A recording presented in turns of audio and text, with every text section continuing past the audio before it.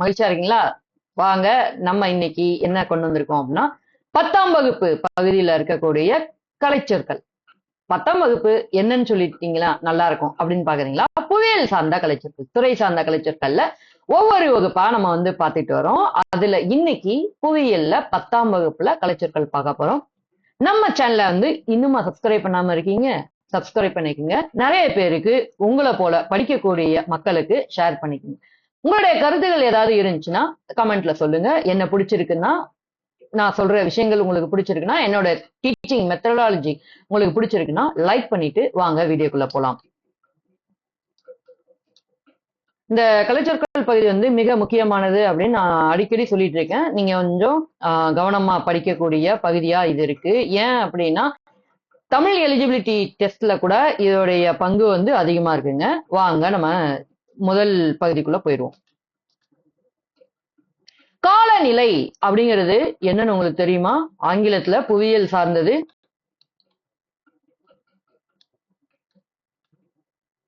காலநிலை அப்படிங்கறத கிளைமேட் அப்படின்னு சொல்றாங்க. ஓகேங்களா? காலநிலைனா கிளைமேட். அந்த காலநிலையோட ஸ்பெல்லிங் உங்களுக்கு வேணும்ல? கிளைமேட். CLIMATE climate. காலநிலை அப்படின்னா கிளைமேட். ஒண்ணுமே இல்லைங்க, ஒரு பகுதியில இருக்கிற நீண்ட கால வானிலையோட சராசரி தாங்க காலநிலை, கிளைமேட் அப்படின்னு சொல்றாங்க. ஓகேங்களா? இரண்டாவது போயிருவோமா? வானிலையியல், மெட்டியோராலஜி. வானிலையியல்னா மெட்டியோராலஜி. METEOROLOGY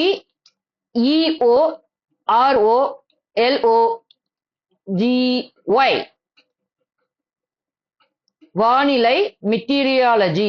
ஒண்ணுமே இல்லைங்க, வானிலையை பற்றி உங்களுக்கு பல்வேறு விதமான தகவல்களை கொடுக்கிற ஒரு அறிவியல் பிரிவு தான் வானிலையியல், அதாவது மெட்டீரியாலஜி. ஓகேங்களா? பருவகாலங்கள் அப்படிங்கிறாங்க. பருவகாலங்கள்னா என்னன்னு உங்களுக்கு தெரியும்ல? சீசன். SEASON season. அதாவது ஒரு வருடத்துல பொதுவா எத்தனை காலங்கள் சொல்லுவாங்க? வசந்த காலம், கோடை காலம், மழை காலம், குளிர்காலம். மொத்தம் 4 சொல்லுவாங்க. தமிழ்ல எத்தனைங்க சொல்லுவாங்க அப்படிங்கிறத கமெண்ட்ல சொல்லுங்க. ஓகேங்களா?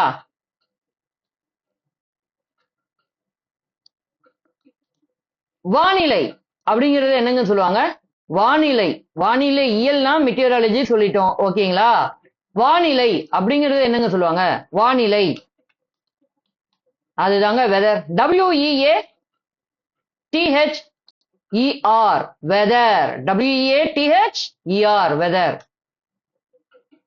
அதாவது என்னன்னா, ஒரு இடத்துல இருக்க குறுகிய காலத்துல நிலவுகிற அந்த வானிலை அல்லது காலநிலை, இததான் என்ன சொல்றாங்க? வானிலை அல்லது வெதர். வெதர்னா ஆங்கிலத்துல புவியியல் சார்ந்ததுங்க. ஓகேங்களா? வன உயிரினங்கள் அப்படின்னா உங்களுக்கு என்னன்னு தெரியும்ல? Wild life. WILD wild, LIFE wild life. ஒரு இடத்துல இருக்கக்கூடிய வனத்துல இருக்கக்கூடிய என்னது? வன உயிர் வாழிடங்கள். அங்க இருக்கக்கூடிய அந்த வன உயிரிகள் அவங்கதான் வைல்ட் லைஃப். மண் அப்படின்னா புவியியல் சார்பா என்ன கலைச்சொல்னு உங்களுக்கு தெரியுமா? உங்களுக்கு தெரியாதா? சொல்லுங்க. சொல்லிட்டீங்களா? Soil. SOIL soil. SOIL soil. மண்ணுன்னா என்னதுங்க? மண்ணுனா ஒண்ணுமே இல்லைங்க, கனிமங்களோட கூட்டு பொருள். அதுக்கப்புறமா மண் என்னென்ன இருக்கும்? மக்கிய உயிரினங்கள், அதாவது விலங்குகள், தாவரங்கள், அவற்றுடைய கூட்டு கனிம பொருட்களை கொண்டதுதான் மண். ஓகேங்களா? காடர் அப்படிங்கிறாங்க. ஆட்டுச்சமவெளியில காணப்படக்கூடிய புதிய மண் அப்படின்னு சொல்றாங்க. காதர். அது வந்து ஆங்கிலத்துல என்ன சொல்லுவாங்க? காடர்னு தான் சொல்றாங்க. ஸ்பெல்லிங் மட்டும் பாத்துக்கங்க.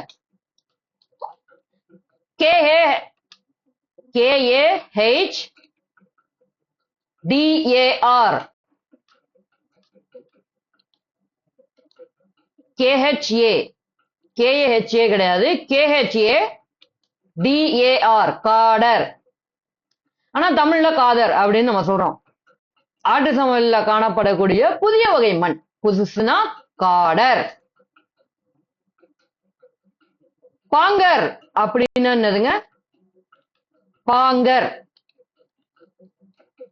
பாங்கர்.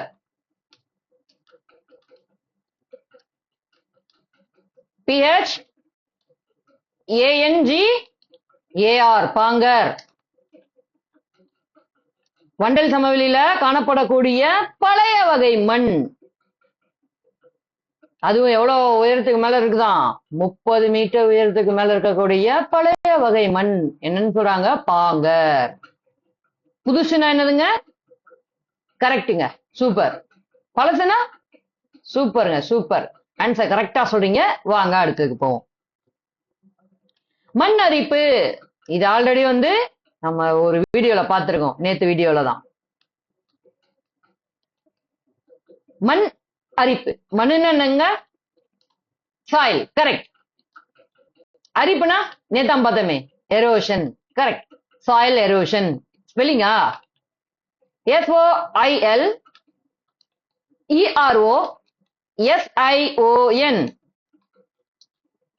Very good. மண்வள பாதுகாப்பு. மண்வள பாதுகாப்பு அப்படிங்கிறாங்க. மண்வள பாதுகாப்புனா என்னதுங்க? Soil conservation. SOIL. Soil. CONSERVATION. என்னதுங்க? கான்சர்வேஷன். Soil conservation. மண்வள பாதுகாப்பு. அப்படின்னா என்னங்க? மண்ணரிப்பை தடுத்து மண் வளத்தை பாதுகாக்கணும். மண்ணரிப்பை தடுக்க என்னங்க பண்ணலாம்? நிறைய மரங்களை வெட்டணுமா? ஓ, நடணுமா? சரி, சூப்பருங்க. அதேதாங்க. நீர்ப்பாசனம் அப்படிங்கிறதுக்கு ஆங்கிலத்துல என்னங்க சொல்றாங்க? நீர்ப்பாசனம். நீர்ப்பாசனம் என்னதுங்க? இரிகேஷன்.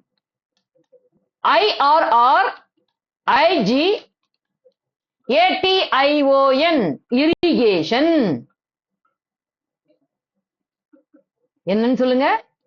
இரிகேஷன் அப்படின்னா நீர்ப்பாசனம். ஓகே, சூப்பருங்க. அப்படின்னா என்னங்க?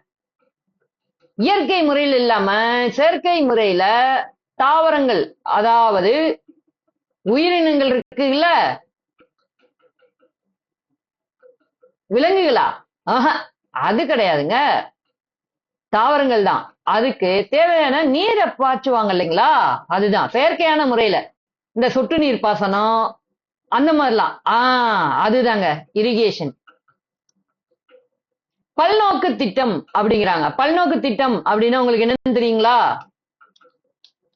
Multipurpose project. Multipurpose project. மல்டிபர்பஸா? இந்த ஸ்பெல்லிங் சொல்றேன் இருங்க. MULTI. மல்டி. PURPOSE.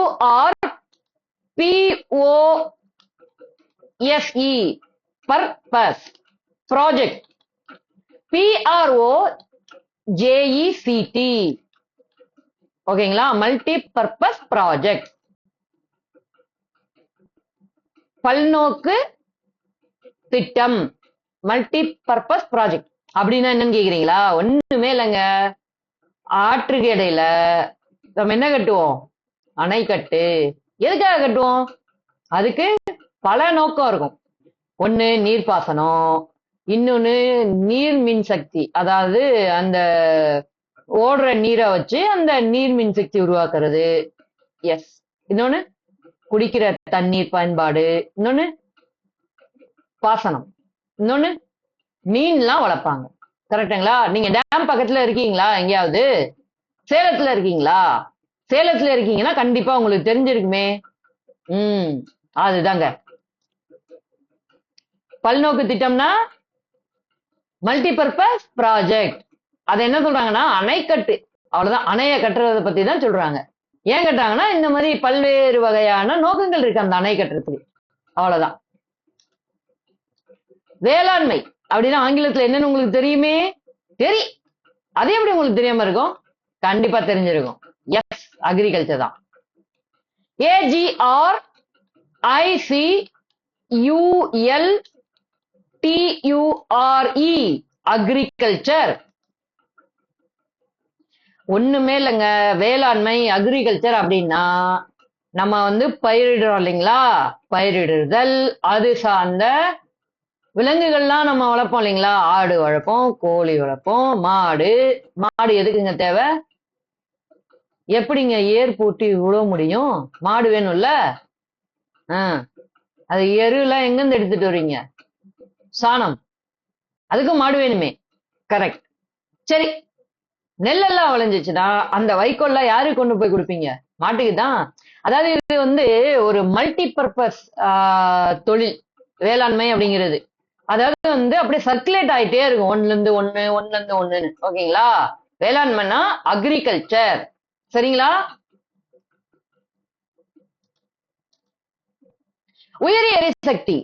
உயிரி எரிசக்தி அப்படின்னா என்னங்க ஆங்கிலத்துல தெரியுமா? கேஸ். எரிசக்தினா கேஸ். சரி, அது உயிர்ல இருந்து வந்துச்சுன்னா பயோகேஸ். Very good. BIOGAS, அவ்வளவுதாங்க, பயோகேஸ். இது எப்படிங்க வருது? எப்படி வரும்? நல்லா யோசிங்க. யோசிக்கிறீங்களா? ரைட். எப்படின்னா நம்ம என்ன பண்றோம், மரங்கள், அதாவது தாவரங்கள், விலங்குகள் எல்லாம் அழிஞ்சு போனதுக்கு அப்புறம் மண்ணுல பதிஞ்சு மக்கி போய் நீண்ட காலம் ஆனதுக்கு அப்புறம் என்ன ஆகும்னு படிச்சோம், பெட்ரோலிய பொருட்களா மாறும், நிலக்கரியா மாறும்னு படிச்சோம். அதுக்கு முன்னாடி அது ஒரு கேஸா ஃபார்ம் ஆகுங்க. இது உயிரினங்களா, தாவரங்கள் மற்றும் விலங்குகள்லாம் உயிரின படிவுகள் தானே, அதுல இருந்து வர்றதுனால அதுக்கு பேர் என்னங்க? பயோ கேஸ், உயிரி எரிசக்தி. சரி, ரைட்டுங்க, நம்ம அதை சொல்லிட்டோம். இதுல என்னென்னங்க இருக்கும்? மீத்தேன் இருக்கும், கார்பன் டை ஆக்சைடு இருக்கும், வேறங்க வேற ஈத்தேனா? அது சம இடத்துல கொஞ்சம் பிளேஸ்ல இருக்கும். கரெக்டுங்க. இப்ப உயிரி எரிசக்தி அப்படிங்கிறது என்னங்க சொல்றாங்க? பயோகேஸ். ஓகேங்களா? அடுத்து பார்ப்போம். புதைப்படிவ எரிபொருட்கள். புதைப்படிவ எரிபொருட்கள் என்னதுங்க? Fossil fuel.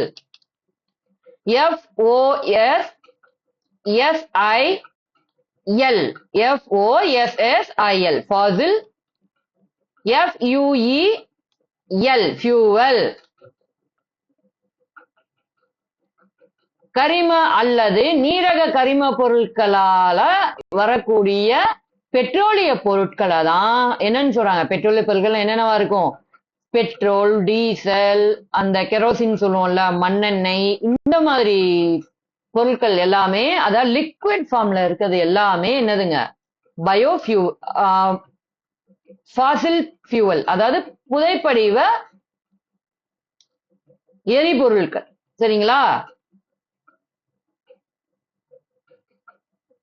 நிலக்கரியும் அதுல சேர்ந்துக்கும்.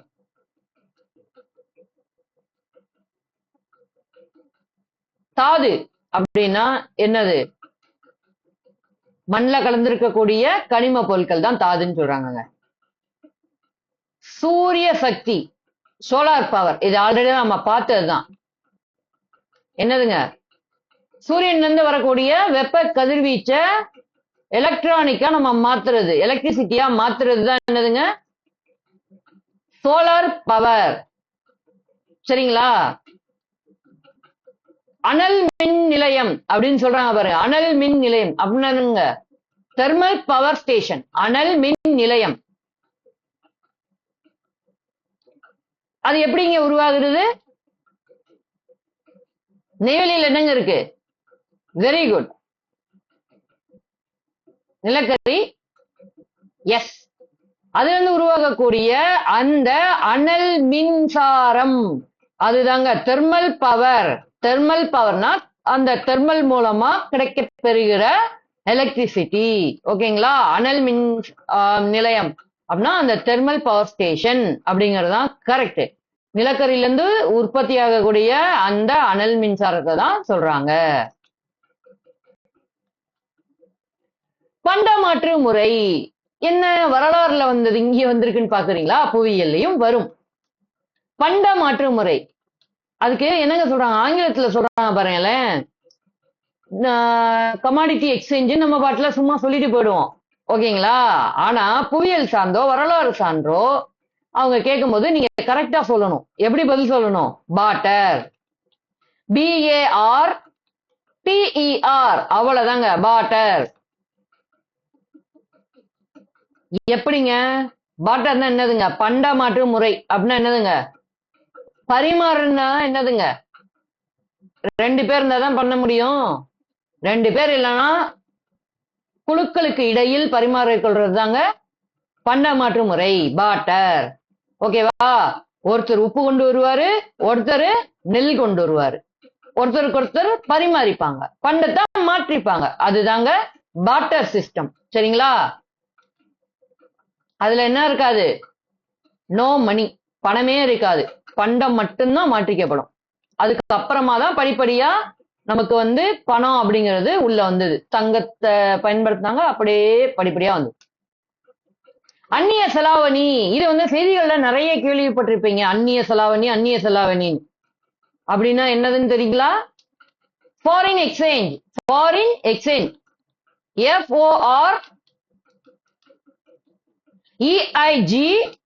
FOREIGN, foreign, EXCHANGE, foreign exchange. ஒண்ணுமே இல்லைங்க, நீங்க 2 பேர் பணத்தை மாத்திக்கிட்டீங்கன்னா அது நீங்களா மாத்திக்கிறது. இதுவே 2 நாடுகள் பணத்தை மாத்திக்கிறாங்க அப்படின்னா என்னதுங்க? அதுதான் இரு நாடுகளுக்கு இடையேயான பண பரிமாற்றம், ஃபாரின் எக்ஸ்சேஞ்ச். சரிங்களா? அதாவது அந்த பரிமாற்றத்துல என்னென்னலாம் வரும்? அவங்களுடைய தேசிய மதிப்பு. இப்ப நமக்கு என்ன இருக்கு? இந்தியாவோட ருப்பி இருக்கு. அமெரிக்காவுக்கு என்னங்க இருக்கு? என்னங்க இருக்கு? ருப்பியாவா? கரெக்டா சொல்றீங்க? டாலர். கரெக்ட். அதுக்கும் இதுக்கும் என்ன இருக்கு? பரிமாற்ற முறை இருக்கு இல்லைங்களா? அத தாங்க சொல்றாங்க. இதுக்கு இடையில என்ன பண்ணுவாங்கன்னா தங்கம் அப்புறம் அது போன்ற விலை உயர்ந்த பொருட்களையும் அந்த மதிப்புக்கு ஏற்ற மாதிரி மாத்தி கேட்கக்கூடிய வாய்ப்பு இருக்கு. அதை தாங்க சொல்றாங்க ஃபாரின் எக்ஸ்சேஞ்ச். சரிங்களா? அந்நிய செலாவணினா ஃபாரின் எக்ஸ்சேஞ்ச். நல்லா புரிஞ்சுக்குங்க. நான் உங்களுக்கு விளக்கமும் சொல்லி சொல்லிதான் சொல்றேன். விளக்கத்தை மண்டையில ஏத்திக்கிட்டு சொல்ற விஷயத்தை விட்டுறாதீங்க. அந்நிய செலாவணினா ஃபாரின் எக்ஸ்சேஞ்ச். கப்பல் துறை அப்படின்னு சொல்றாங்க பாருங்களேன். கப்பல் துறை, இது என்னன்னு சொல்லுவீங்க? கப்பல் துறை கொஞ்சம் யோசிங்க. தெரியுதா? கப்பல் துறை தெரியலீங்களா? ஹார்பருங்க. HARBOUR, harbour. கப்பல் துறை ஹார்பர். அதாவது கப்பல் துறைக்கு அருகே இருக்கிற அகன்ற நீர்ப்பரப்பு. அங்க என்ன பண்ணுவாங்க? கப்பல்லாம் கொண்டு வந்து நிறுத்துவாங்க. அதுக்கப்புறம் இந்த படகுகளை வந்து கொண்டு போய் நிறுத்தி பண்டங்களை வந்து அந்த கப்பல்ல இருந்து இதுல மாத்தி வச்சு தரைக்கு கொண்டுட்டு வருவாங்க. இல்லைன்னா கப்பலுக்கு ஏற்றுமதி செய்ய வேண்டிய பொருள்களை படகுகள்ல வச்சு கொண்டுட்டு போய் நிக்க வச்சு ஏத்துவாங்க. அந்த இடம் தாங்க ஹார்பர். சரிங்களா?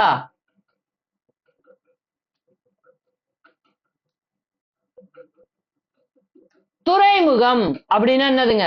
துறைமுகம். துறைமுகம்னா துறைமுகம். யோசிங்க. PO RT port. சரி, சூப்பர் சூப்பர். ஸ்பெல்லிங்கா தான் சொல்றீங்க. போர்ட். துறைமுகம்னா என்னதுங்க? போர்ட். போர்ட் நீங்க போயிருக்கீங்களா? துறைமுகம் கண்டிப்பா போயிருப்பீங்க. அது என்னது? நிறைய கிடங்குகளை கொண்ட பொருட்களை ஏற்றி இறக்கும் ஒரு இடம். கிடங்குகள்லாம் இருக்கும். அங்கதான் அந்த பொருள்கள்லாம், வந்த பொருள் அங்க வச்சிருப்பாங்க. கப்பலுக்கு போக வேண்டிய பொருளையும் வச்சிருப்பாங்க. சரிங்களா? அதுதான் board.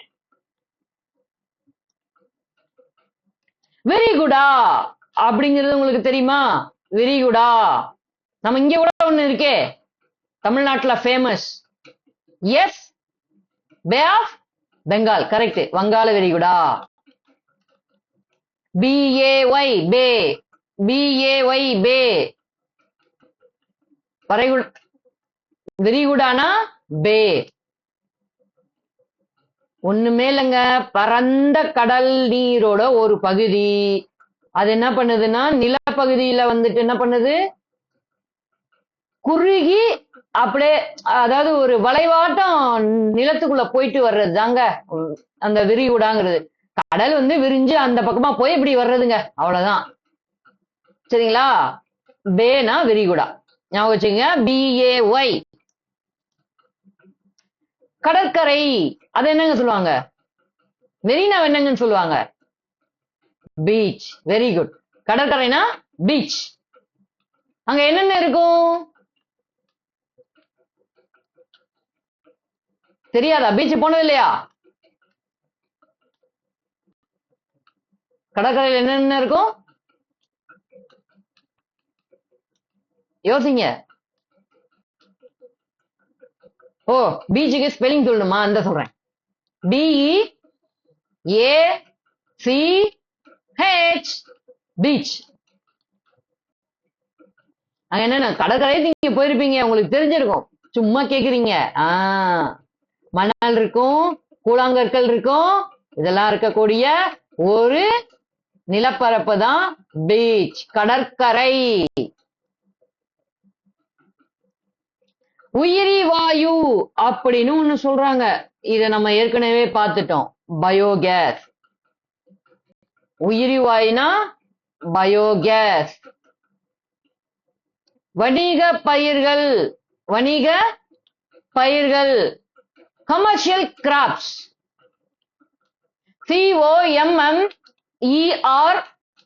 COMMERCIAL. Commercial. CROPS. Crops. Commercial graphs.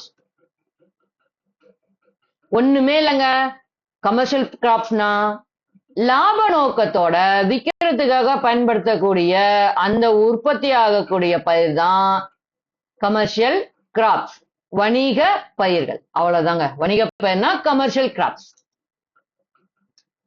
புயல் அல்லது சூறாவளி. புயல் அல்லது சூறாவளி. சைக்ளோன். CYLON. சைக்ளோன். சூறாவளி அல்லது புயல், சைக்ளோன்.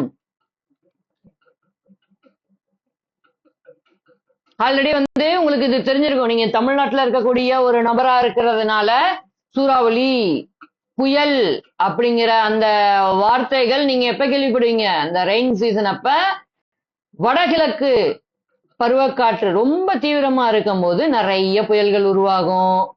இங்க வட மாவட்டங்கள்ல சரி, உள் மாவட்டங்களையும் தென் மாவட்டங்கள்லையும் கூட சில சமயங்கள் பெருத்த பாதிப்புகளை ஏற்படுத்தியிருக்கு. கஜா புயல் கேள்விப்பட்டிருப்பீங்க, வர்தா புயல் கேள்விப்பட்டிருப்பீங்க.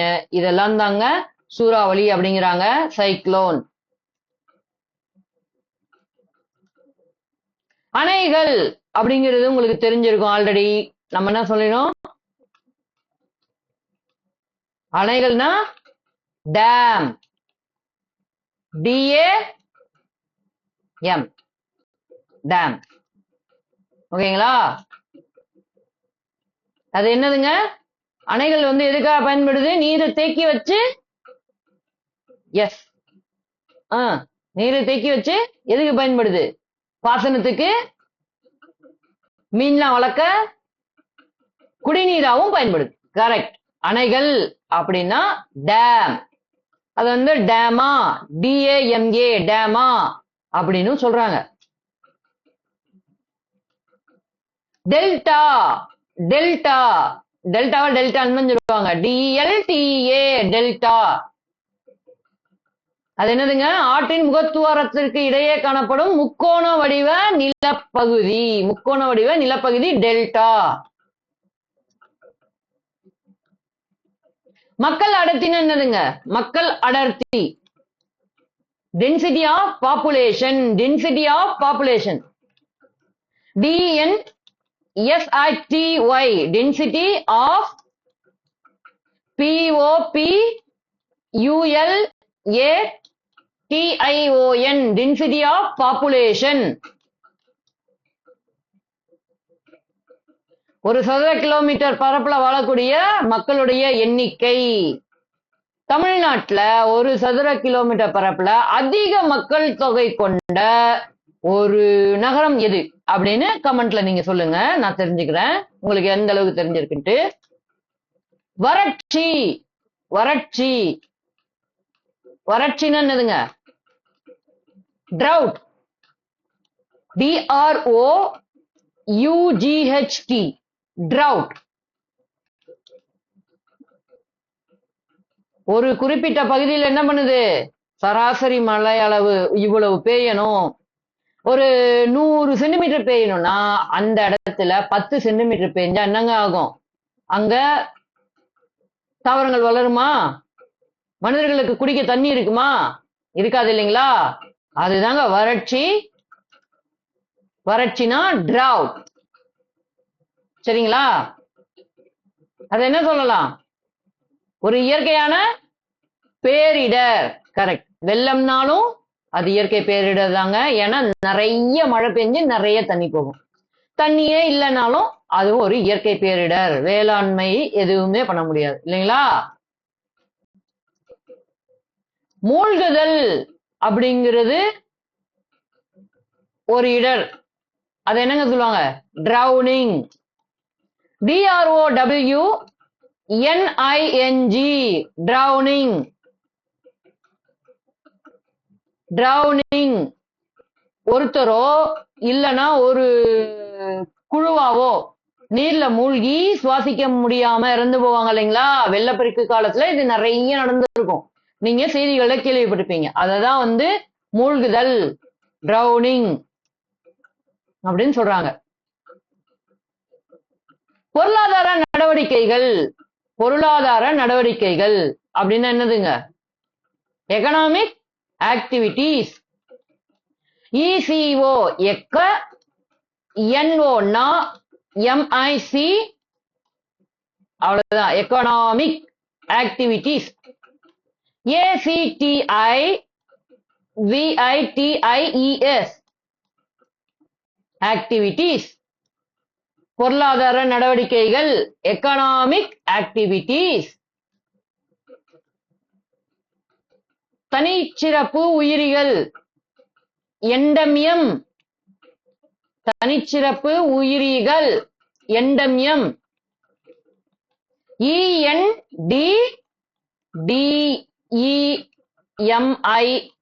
ENDDEMIAN எண்டமியம். எண்டமியம் தனிச்சிறப்பு உயிரிகள். தனிச்சிறப்பு உயிரிகள்னா எண்டமியம். இது ஒண்ணுமே இல்லைங்க. தீவு இல்லைன்னா வந்து ஒரு நாட்டோட ஒரு குறிப்பிட்ட பகுதியில மட்டும் இருக்கக்கூடிய உயிரினங்கள். அதுக்கு வந்து ஒரு சிறப்பு பாதுகாப்பு இதெல்லாம் கொடுத்திருப்பாங்க. இந்த இடத்துல மட்டும்தான் இந்த உயிரி வந்து வாழுது அப்படிங்கிறதுக்கு. அததான் சொல்றாங்க தனிச்சிறப்பு உயிரிகள். அதாவது தனியா கவனிச்சுப்பாங்க போல. எண்டமியம். ஏற்றுமதினா என்னதுங்க? எக்ஸ்போர்ட். கரெக்டுங்க, சூப்பர், நல்லா சொல்லிட்டீங்க. என்ன பண்ணுவோம்? நம்ம நாட்டுல உற்பத்தி ஆகிற பொருட்கள், அப்புறம் நம்ம நாட்டுல இருக்கக்கூடிய சேவைகள், இதெல்லாம் தேவைப்பட கூடிய நாடுகளுக்கு ஏற்றுமதி செய்யறது தான் எக்ஸ்போர்ட். வெரி குட்ங்க. எக்ஸ்போர்ட் ஸ்பெல்லிங் வேணுமா? EXPORT export. வெள்ளப்பெருக்கு flood. வெள்ளப்பெருக்கு flooder. FLOODAR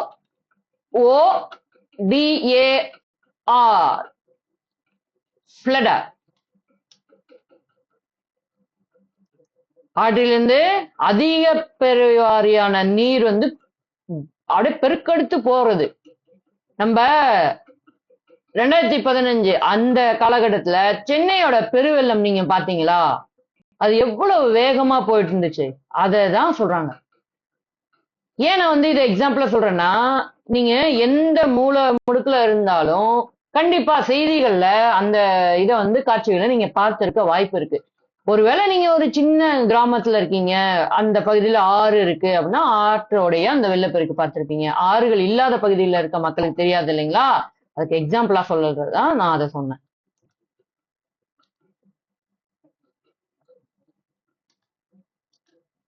கணவாய் அப்படிங்கிறத காட் அப்படின்னு சொல்றாங்க. கணவாய் அப்படிங்கிற காட், GHAT காட். ஒண்ணுமே இல்லைங்க, ரெண்டு மலைகளுக்கு இடையே செல்லக்கூடிய ஒரு பாதை, இல்லைன்னா ஆற்றுக்கு செல்லக்கூடிய ஒரு படித்துறை. ஓகேங்களா? அததான் வந்து கணவாய் அல்லது ஆங்கிலத்துல காட், GHAT காட் அப்படின்னு சொல்றாங்க. கணவாய்லாம் நம்ம பாலக்காட்டு கணவாய் ஒரு எக்ஸாம்பிளா சொல்லலாம். ஏன்னா அது நம்ம பக்கத்துல இருக்கு அப்படின்னு நான் அதை உங்களுக்கு எக்ஸாம்பிளா சொல்றேன். அந்த பகுதியில் இருக்கக்கூடிய நண்பர்கள் யாராவது பார்த்துக்கிட்டீங்கன்னா கமெண்ட் பண்ணுங்க. இறக்குமதி அப்படிங்கிறாங்கங்க. இறக்குமதினா என்னதுங்க? கரெக்டுங்க, அதேதான். Import, IMPORT import. என்னதுங்க? நம்ம நாட்டு மக்களுக்கு தேவையான பொருட்களை வெளிநாடுகள்ல இருந்து பொருளா இருந்தாலும் சரி, சேவையா இருந்தாலும் சரி, அதை வாங்குறது, அங்க இருந்து இங்க கொண்டுட்டு வர்றதுக்கு பேரு இறக்குமதி, இம்போர்ட். Correct, very good. நிலச்சரிவு இதெல்லாம் நம்ம வந்து போன வகுப்புகளே பார்த்திருக்கோம். லேண்ட் ஸ்லைடு, நீர்ப்பாசனம், அதையும் நம்ம இதுக்கு முன்னாடிதான் சொன்னோம். கல்வி அறிவு பெற்றோர், லிட்ரேட்டியர். கல்வி அறிவு பெற்றோர், லிட்ரேட்டியர் அப்படின்னு இங்க கொடுத்துருக்காங்க. LITERATEA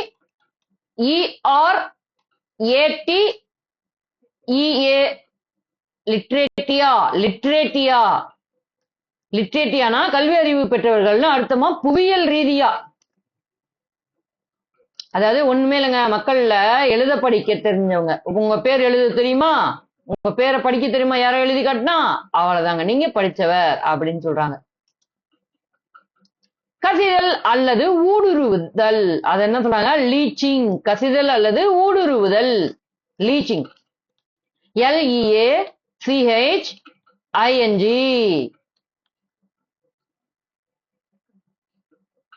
ஒண்ணுமே இல்லைங்க, மழை காலத்துல தண்ணி வந்து அப்படியே வழிஞ்சு ஓடிக்கிட்டு இருக்கும்ல, அந்த சமயத்துல மண்ணில் இருக்கக்கூடிய அந்த கனிமங்கள் வந்து கரைஞ்சு போய் ஒரு இடத்துல இருந்து இன்னொரு இடத்துக்கு போச்சு அப்படின்னா அதுதாங்க லீச்சிங். அதாவது வந்து அந்த கனிமம் அந்த தண்ணியில கரையக்கூடிய அந்த தன்மை, சரிங்களா? அததான் வந்து சொல்றாங்க. அப்படி ஆயிடுச்சுன்னா என்னங்க ஆகும்? அந்த இடத்துல மண்ணு எதுவுமே இல்லாம ஆயிப்போ. கரெக்ட், அதுதாங்க. அங்க வந்து அந்த வளம் குன்றி போகும் அந்த மண்ணு, அதான் அந்த லீச்சிங்னா.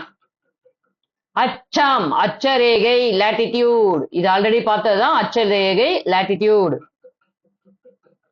தீர்க்க ரேகை, லாஞ்சிடியூட். தீர்க்க ரேகை, லாஞ்சிடியூட், இதையும் நம்ம பார்த்திருக்கோம். அச்சரேகைனா லாட்டிடியூட், தீர்க்க ரேகைனா லாஞ்சிடியூட். பார்க்கல அப்படின்னு நினைக்கிறவங்க பழைய வீடியோக்கள் பாருங்க, புவியியல் சார்ந்த கலை சொற்கள்ல கண்டிப்பா இருக்கு. சதுப்பு நில தாவரங்கள் அப்படின்னா என்னதுங்க? MANGOROVES. அப்படியா? மேங்க்ரோவ்ஸ். அவ்வளவுதான், மேங்க்ரோவ்ஸ். சதுப்பு நில தாவரங்கள். அயன மண்டல அல்லது உப அயன மண்டல கடற்கரை பகுதிகளில் அந்த சதுப்பு நில பகுதிகளில் காணப்படுகின்ற அந்த தாவரங்களை தான் மேங்க்ரோவ்ஸ் அப்படின்னு சொல்றாங்க. ஓகேங்களா? மான்செஸ்டர் அப்படின்னு என்னதுங்க? யூகேல இருக்க ஒரு நகரமா? அப்படி கிடையாதுங்க. பருத்தி உற்பத்தியில, அப்புறம் லினைன் அந்த துணி உற்பத்தியில ரொம்ப ஃபேமஸா இருக்கிற ஒரு பகுதி. சரிங்களா? அந்த பகுதி தான் மான்செஸ்டர் அப்படின்னு சொல்லுவாங்க. அதாவது யூகேல மான்செஸ்டர்னு ஒரு ஏரியா இருக்குங்க. அந்த ஏரியால என்ன பண்ணிருக்காங்க, பருத்தி, இந்த லினைன் இது மூலமா தயாரிக்கப்படுற பொருட்கள், இந்த தலையணை, உரைகள், விரிப்புகள் இதெல்லாம் வந்து அங்க அதிகமா உற்பத்தி செஞ்சிருக்காங்க. அதை வச்சுக்கிட்டு அதே போல உற்பத்தி செய்யற பகுதியெல்லாம் எங்கடா இருக்கு அப்படின்னு பார்த்து அதுக்கு அந்தந்த பேர். இதான் மான்செஸ்டர். மும்பையா, இந்தியாவுக்கு மான்செஸ்டர். அப்புறம் கோயம்புத்தூரா, தென்னிந்தியா மான்செஸ்டர் அப்படின்னு பேரை வச்சு விட்டாங்க. அவ்வளவுதாங்க. மான்செஸ்டர்ங்கிறது யூகேல இருக்க ஒரு ஏரியாவோட பேர் தான். வானியல் மெட்டியராலஜி ஆல்ரெடி வந்து நம்ம சொல்லிட்டோம் இதே வீடியோல. அது திரும்ப வந்திருக்கு. கலப்பு விவசாயம், மிக்ஸ்டு ஃபார்மிங். கலப்பு விவசாயம் அப்படின்னா மிக்ஸ்டு ஃபார்மிங். ஒண்ணுமே இல்லைங்க, நம்ம ஏற்கனவே சொன்னதாங்க. விவசாயம் பண்றவங்க என்ன பண்ணுவாங்க, ஆடு, மாடு, கோழி இதெல்லாம் வளர்ப்பாங்கன்னு சொன்னோம்ல, அதுதாங்க மிக்ஸ்டு ஃபார்மிங். இது எல்லாத்தையும் சேர்த்து பண்ணா அதுக்கு பேரு மிக்ஸ்டு ஃபார்மிங். ஓகேங்களா? மான்சூன் அப்படிங்கிறது என்னதுங்க, பருவகாலம். மான்சூன்னா பருவகாலம். இப்ப என்ன பருவகாலம் நிலவுது, தென்மேற்கு பருவகாலம். எஸ், அதேதான் மான்சூன்னா பருவகாலம். இயற்கை வளங்கள் அப்படிங்கிறது என்னங்க சொல்லுவாங்க, இயற்கையா கிடைச்சா. இயற்கைன்னா என்னது, natural.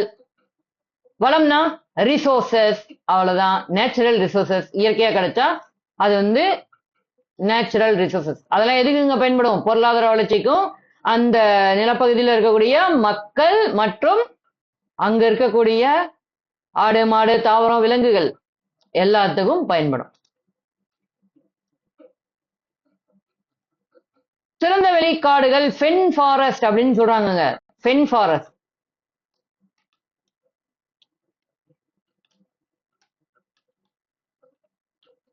Pen, PEN, pen, FOREST, forest. 10 to 400% தாவர அடர்த்தியை கொண்டிருக்க பகுதிகள்லாம் வந்துட்டு இந்த பென் ஃபாரஸ்ட் அப்படின்னு சொல்லப்படுதுங்க. திறந்த வெளி காடுகள்னா இவங்க தான். திறந்த வெளி காடுகள்னா 10 முதல் 400 அடர்த்தி கொண்ட அந்த காடுகள்.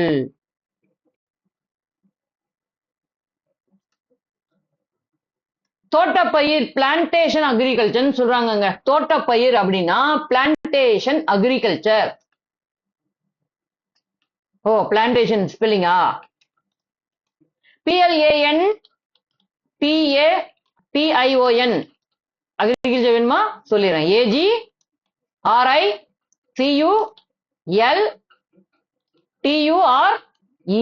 அக்ரிகல்ச்சர். பெரிய நிலப்பகுதி, அதுல அறிவியல் முறைய கையில எடுத்துக்கிட்டு நிறைய பயிரிடுறது அங்க தோட்டப்பயிர் பிளான்டேஷன்னா, அதாவது பிளான்டேஷன் அக்ரிகல்ச்சர் அப்படிங்கிறது. முக்கிய தோட்டப்பயிர்கள் உங்களுக்கு தெரியுமா, தினமும் காலையில சூடா காஃபி, எஸ் அது. அப்புறம் டீ, அடுத்து வண்டி ஓட்டுறீங்களா, டயர் எங்கிருந்து வருது, ரப்பர், வெரி குட், அவ்வளவுதாங்க. இதெல்லாம் தான் தோட்டப்பயிர்கள். பீடபூமி, பிளாட்டோ அப்படிங்கிறாங்க. அதாவது சமவெளியில இருந்து சற்றே கொஞ்சம் உயரமான ஒரு மேட்டு நிலம், அவ்வளவுதான்.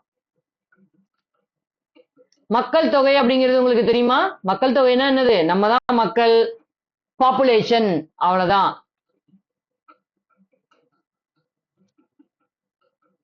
மக்கள் தொகை கணக்கெடுப்பு 2026 என்ன பண்ண போறாங்க, பாப்புலேஷன் சென்சஸ் எடுக்க போறாங்க. கரெக்ட், அவ்வளவுதாங்க. மக்கள் தொகை கணக்கெடுப்புனா பாப்புலேஷன் சென்சஸ், அவ்வளவுதாங்க. அதாவது ஒரு சதுர கிலோமீட்டர்ல எவ்வளவு மக்கள் இருக்காங்க, எவ்வளவு அடர்த்தி இருக்குது அப்படிங்கிற விவரங்கள்லாம் இன்னும் சில விவரங்கள்லாம் அந்த இதுல வந்து கேட்பாங்க. அந்த விவர பட்டியல்ல அதை கொடுத்தோம்னா அவங்க கணக்கெடுப்பாங்க. அதுதாங்க. பாதுகாக்கப்பட்ட ஃபாரஸ்ட், சாரி, பாதுகாக்கப்பட்ட காடுகள், ப்ரொடெக்டட் ஃபாரஸ்ட். பாதுகாக்கப்பட்ட காடுகள்னா ப்ரொடெக்டட் ஃபாரஸ்ட் என்னங்க அப்படின்னா அந்த காடுகள்ல இருக்க வன உயிரிகள், வனவாழ் தாவரங்கள் எல்லாத்தையும் ப்ரொடெக்ட் பண்ணிருப்பாங்க. ஏன் அப்படின்னா அது ஒரு அழியக்கூடிய வன உயிரினங்களை கொண்ட காடா இருக்கலாம். அங்க இருக்க மரங்கள் ரொம்ப அரிதிலும் அரிதான மரங்களா இருக்கலாம், மூலிகைகளா இருக்கலாம். அதனால அதுக்கு எந்த பாதிப்பும் நம்மால வந்துடக்கூடாது அப்படிங்கிற ஒரே காரணத்துக்காக அதை வந்து ப்ரொடெக்ட் பண்ணி வச்சிருப்பாங்க. அதுதாங்க பாதுகாக்கப்பட்ட வனங்கள், ப்ரொடெக்டட் ஃபாரஸ்ட். இதுக்கு என்னென்ன பண்ணிருப்பாங்க? இந்திய அரசு ஒரு வனச்சட்டம் போட்டிருப்பாங்க, மாநில அரசு ஒவ்வொரு வனச்சட்டம் போட்டிருப்பாங்க. எந்த மாநிலத்துல அதிகமான வனம் இருக்கோ அங்கெல்லாம் சிறப்பு சட்டங்களை ஏற்றி இங்கெல்லாம் போகக்கூடாது அப்படின்னு போர்டெல்லாம் வச்சு தடை விதிச்சிருப்பாங்க. அதுதான் அந்த காடுகள், ப்ரொடெக்டட் ஃபாரஸ்ட்.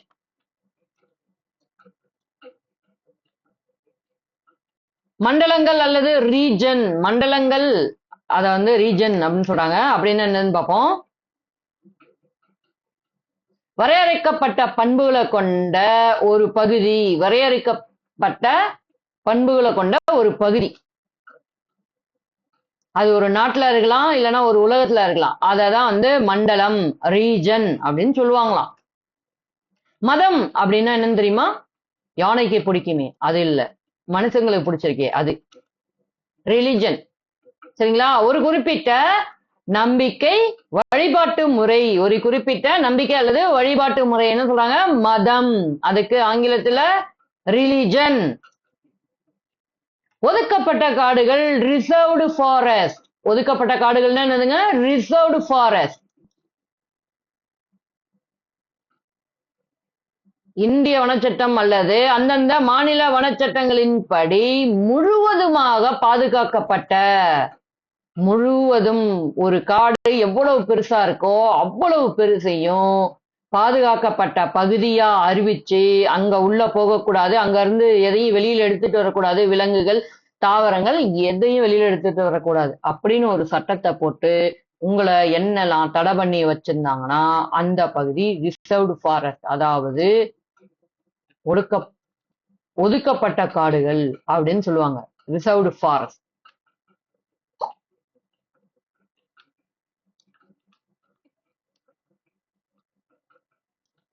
நீர்த்தேக்கங்கள் அப்படிங்கறத பாருங்களேன், புதுசா சொல்றாங்க. இந்த வேர்டு வந்து கொஞ்சம் புதுசா இருக்குங்க, நல்லா கவனமா கேட்டுங்க. ரிவரா, REA RVOIRA, ரீர் வயரா, REAR, rear,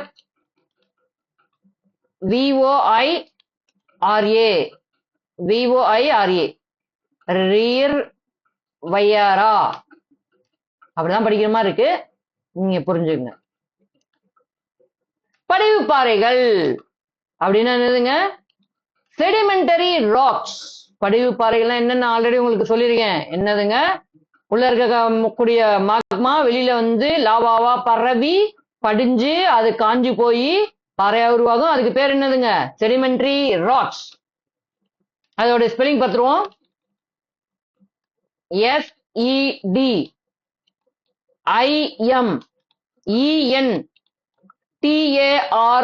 sedimentary. ROCKS, rocks, sedimentary rocks.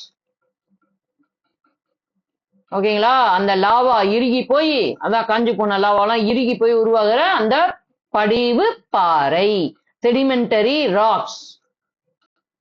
பாலின விகிதம் அப்படின்னு என்னதுங்க? Sex ratio. செக்ஸ் ரேஷியோ, 1000 ஆண்களுக்கு எத்தனை பெண்கள் இருக்கிறார்கள் என்ற விவரம், செக்ஸ் ரேஷியோ. ஓகேங்களா? கூட்ட நெரிசல், ஸ்டெம்பீடு, STEMPEDE,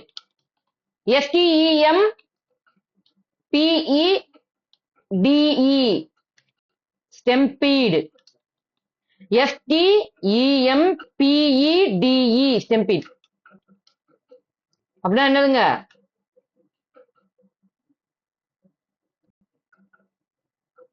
ஒரு பெரிய கூட்டம், ஏதோ ஒரு திருவிழா இல்லைன்னா ஏதோ ஒண்ணு கொடுக்குறாங்க அப்படின்னா அடிச்சு புடிச்சுக்கிட்டு தள்ளிக்கிட்டு போய் யாரு முன்னாடி போறதுன்னு போகும்போது யாரோ ஒரு 4 பேர் கீழே விழுந்துறாங்கன்னு வச்சுக்கோங்க, அவங்கள ஏறி மிதிச்சுக்கிட்டு போய் நம்ம மட்டும் வாங்கிடுவோம் அப்படின்னு போறோம் பாருங்க, அப்படி ஏற்படுறதுதான் அந்த ஸ்டெம்பீட், கூட்ட நெரிசல் அப்படின்னு ஆங்கிலத்துல சொல்றாங்க. ரொம்ப கவனமா இருக்க வேண்டிய ஒரு இடம் கூட்ட நெரிசல்.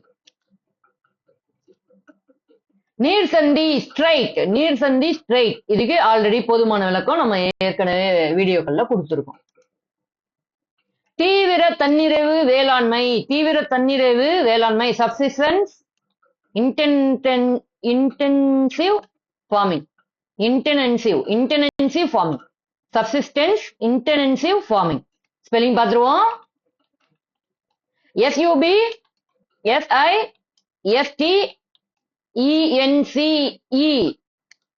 subsistence intensive, INTENSIVE,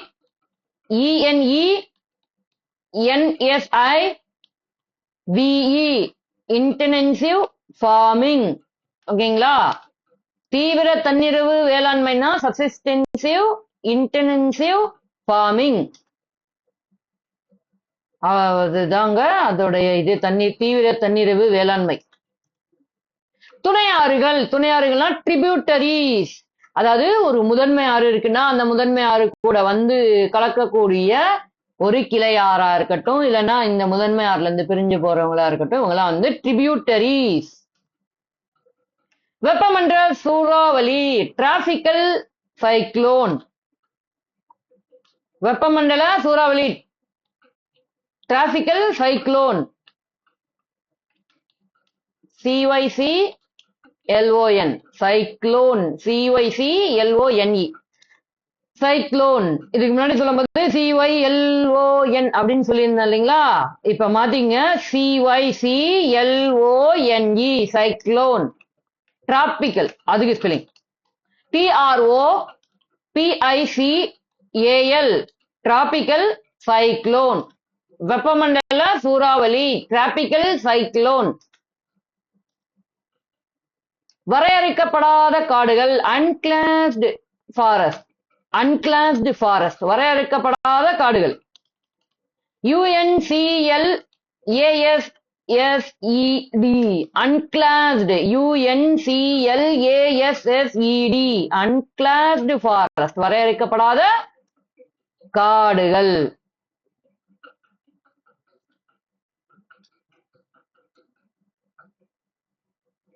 உலக பண்பாட்டு இடம், அதாவது அறிவியல் மற்றும் பன்னாட்டு நிறுவன பண்பாட்டு தளம். அது என்ன சொல்றாங்கன்னா யுனெஸ்கோ,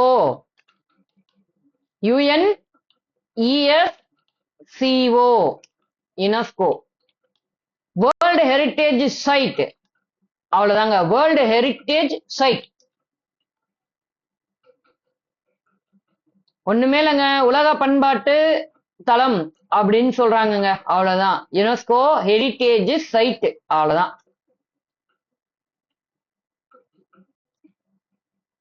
இதெல்லாம் என்ன பண்ணுவாங்கன்னா, உலகில இருக்கக்கூடிய அந்த புவி சூழலியல் சார்ந்த ரொம்ப பழமையான இடங்கள், அதை வந்து என்ன பண்ணுவாங்க, அதாவது கல்வி ரீதியா வந்து ஆராய்ச்சி பண்ணுவாங்க. அதுக்கு யுனெஸ்கோவோட அந்த ஹெரிட்டேஜ் அந்த அவார்ட் கொடுப்பாங்க, பாரம்பரிய தளம் அப்படிங்கிற அந்த பெயர், அதுதான்.